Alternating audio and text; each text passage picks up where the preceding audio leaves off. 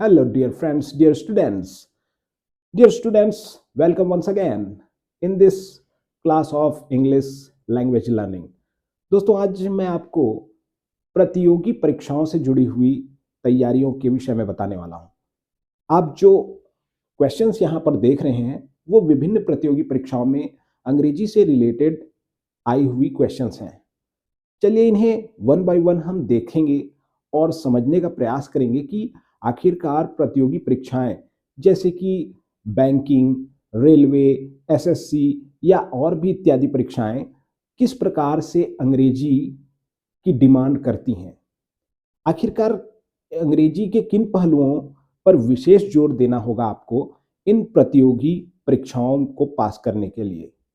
दोस्तों, competitive examinations हमारे भारतीय बच्चों के लिए बहुत बड़ा विषय होते हैं।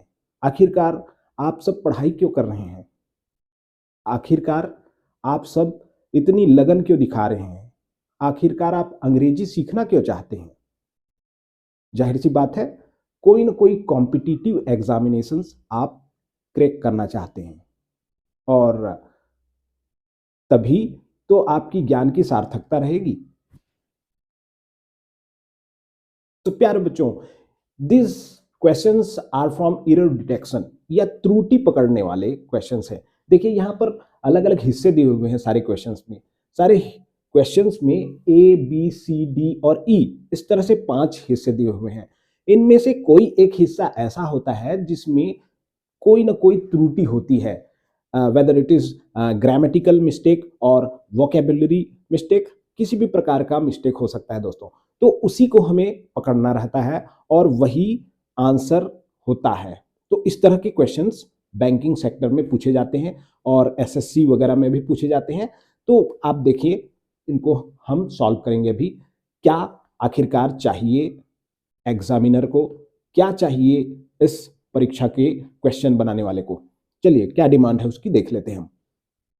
पहला क्वेश्चन है, in time of crisis, part A कहता है इन टाइम ऑफ क्राइसिस, यानी कि संकट के समय में।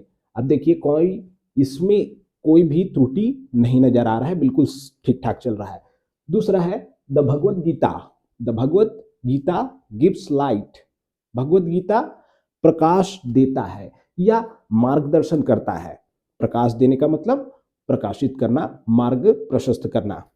भगवत गीता के सामने में द आर्टिकल लगा है, बिल्कुल आप देख पा रहे होंगे, ये इसलिए बिल्कुल सही है। और ये जो हमारा जो हिस्सा है वो प्रेजेंट इंडेफिनिट टेंस में चल रहा है, जिसमें गिव्स के बाद में गिव के साथ एस लगा हुआ है। बिल्कुल सही ग्रामर है, बिल्कुल ठीक ठाक है। भगवत गीता के बारे में तो आपने सुना ही होगा, the holy scripture of Hinduism which is said to have been authored by Ved Vyas, although it is also said that Ved Vyas, the sage Ved Vyas, made Lord Ganesha write this. तो ठीक है, तो ये रही हमारे भगवत गीता की बात। भगवत गीता एक पवित्र ग्रंथ है। पवित्र ग्रंथ चाहे कुरान हो, बाइबल हो, किसी भी पवित्र ग्रंथ के सामने जो है द आर्टिकल लगता है। तो बिल्कुल ठीक है, ये वाला हिस्सा भी बिल्कुल ठीक है। चलिए अब move on to the next part. ये जो हिस्सा है सी वाला है, आप देखिए, and guide to the mind tortured by doubt, and guide to the mind tortured by doubt. चलिए इस हिस्से में क्या दिक्कत है इसको हम देखेंगे। And guide to the mind, and guide to the mind. देखिए अब यहां पर भगवत गीता देता है, प्रकाश देता है, ऐसी बात की गई है। प्रकाश के साथ साथ और कुछ भी देता है। एंड गाइड देता है, ऐसी बात यहां पर कर दी गई। देखिए गाइड जो है अपने आप में वर्ब है या क्रिया है, तो यहां पर गलती हो गई दोस्तों। वो कोई क्रिया नहीं दे सकता, बल्कि उसको नाउन देना पड़ेगा ना। यहां पर हमको नाउन का प्रयोग करना पड़ेगा। एंड गाइड का जो नाउन होता है वो है गाइडेंस।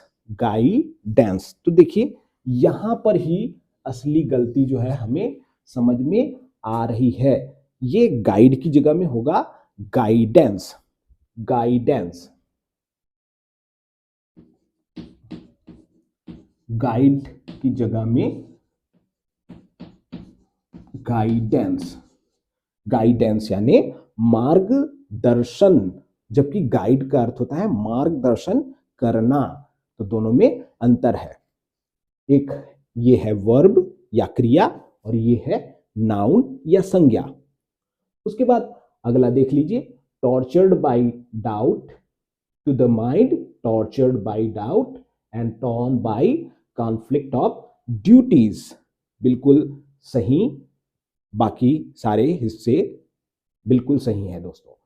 तो पूरा का पूरा अगर हम इस पैराग्राफ को पढ़ें तो ये बोलता है कि संकट के काल में, संकट की घड़ी में भगवत गीता प्रदान करता है, क्या क्या प्रदान करता है, प्रकाश या मार्गदर्शन प्रदान करता है, प्रकाश प्रदान करता है, एंड गाइडेंस, गाइडेंस यानी अगेन मार्गदर्शन प्रदान करता है।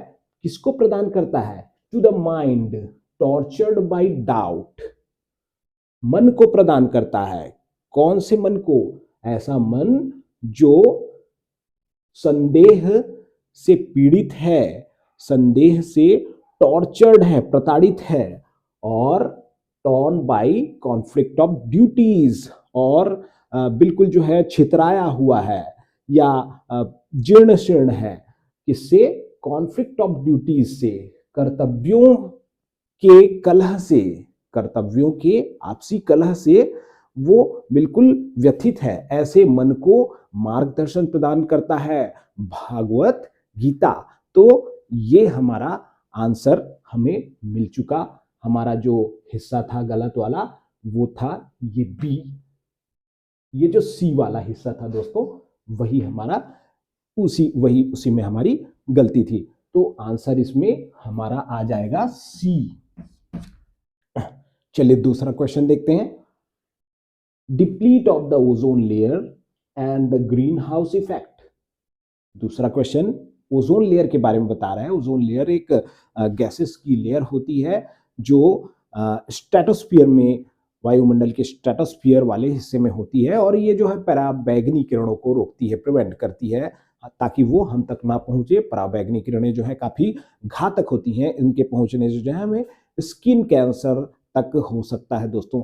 तो चलिए इसी ओजोन लेयर पर ये बनाया गया है deplete of the ozone layer. Deplete का अर्थ होता है क्षरण होना या क्षय होना, ओजोन लेयर का क्षरण होना लिखा है। And the green house effect, और ग्रीन हाउस इफेक्ट या हरित गृह प्रभाव जिसे हम बोलते हैं, are two long term effects. ये दोनों जो हैं दीर्घकालिक प्रभाव हैं, लॉन्ग टर्म इफेक्ट्स हैं, ये भी बिल्कुल ठीक है। ऑफ एयर पॉल्यूशन, किसके, एयर पॉल्यूशन या वायु प्रदूषण के, ये वाला हिस्सा भी बिल्कुल ठीक लग रहा है। नो एरर, अगला बात बोल रहा है कि इसमें कोई त्रुटि नहीं है। तो देखिए इसमें त्रुटि बिल्कुल है नहीं है, ऐसी बात नहीं है। अब पहले हिस्से को देखिए, डिप्लीट लिखा हुआ है, यहीं पर गलती है। ये जो डिप्लीट है दोस्तों, डिप्लीट अगेन एक वर्ब है, क्रिया है।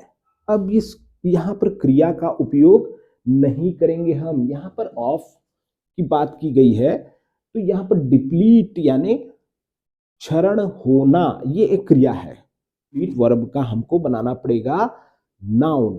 तो चलिए हम इसे नाउन में बदल देते हैं। डिप्लीट, डिप्लीट से नाउन बनेगा डिप्लीशन, और ये हमारा आंसर हो जाएगा। इसलिए ये वाला हिस्सा हमारा गलत है और आंसर होगा ए। चलिए थर्ड क्वेश्चन में चलते हैं। थर्ड क्वेश्चन कह रहा है the land records part A of this district, भू अभिलेख, भू अभिलेख ऑफ दिस, किसके भू अभिलेख, इस जिले के भू अभिलेख, इस जिले के भू अभिलेख। फिर तीसरा हिस्सा है will computerise, will computerise by next year, ये कंप्यूटरीकृत होंगे कब तक, अगले साल तक। अब देखिए ये तो जनरल आइडिया मिल गया कि क्या कहना चाह रहा है, लेकिन यहां पर ग्रामेटिकल मिस्टेक है। क्या ग्रामेटिकल मिस्टेक है? विल कंप्यूटराइज, ये वाला हिस्सा जो है वो गलत है दोस्तों। यहां पर हमको पैसिव वॉइस का प्रयोग करना होगा। Passive voice will be computerised, यहां पर ऐसा हो जाएगा दोस्तों, will be computerised, will computerise की जगह में हमें लिखना होगा विल बी कंप्यूटराइज्ड।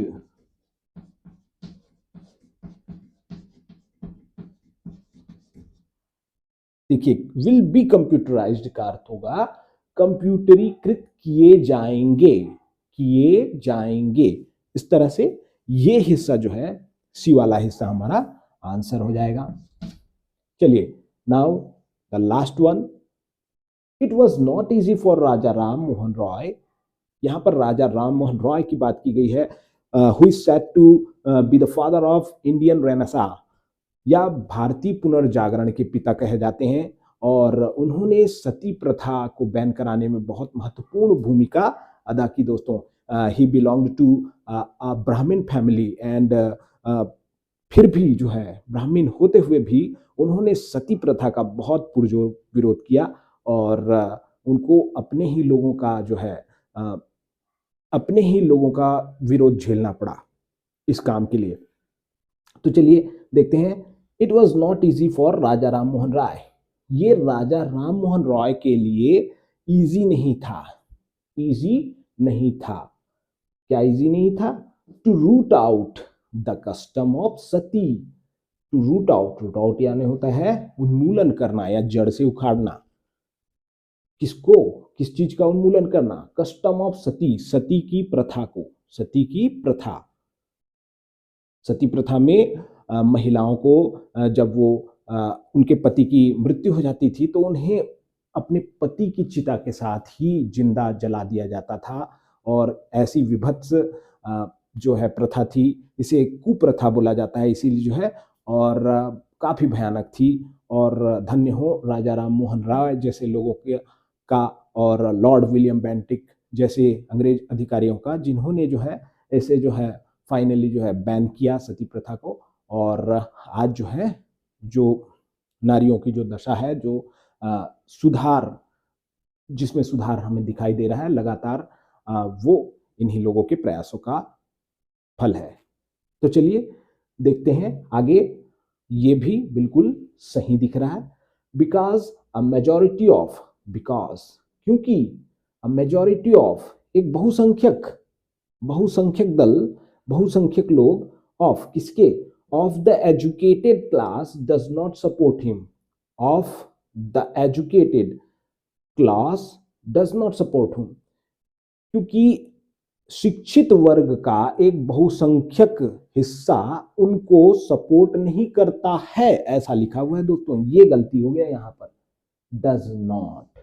ये जो बातें बताई जा रही हैं वो राजा राम मोहन राय के लिए बताई जा रही हैं, और राजा राम मोहन राय इज पास्ट, है ना, ये भूतकाल की बात हो गई, ये कोई वर्तमान की बात नहीं है। इज नो मोर। तो यहां पर जो है डज नॉट का प्रयोग नहीं होगा, बल्कि पास्ट टेंस का ही प्रयोग होगा। ये हमारा जो दिख रहा है आपको वो प्रेजेंट इंडेफिनिट में है, इसे हमें पास्ट इंडेफिनिट में बदलना पड़ेगा।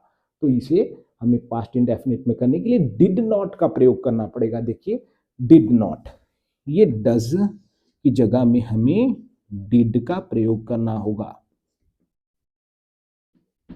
और जो हिस्सा गलत है वो है डी। ये जो हिस्सा गलत है वो है डी। तो ये थे क्वेश्चंस, और उम्मीद करता हूं आपको क्वेश्चन समझ में आए होंगे, और बिल्कुल जो है लाइक करें, सब्सक्राइब करें, शेयर करें, और बने रहें मेरे साथ, ताकि आपकी भी कॉम्पिटिटिव एग्जामिनेशंस की तैयारी पूरी होती रहे, और कहीं ना कहीं आपको भी पोस्टिंग मिल ही जाए। चलिए, थैंक्स फॉर वॉचिंग। जय हिंद, जय भारत।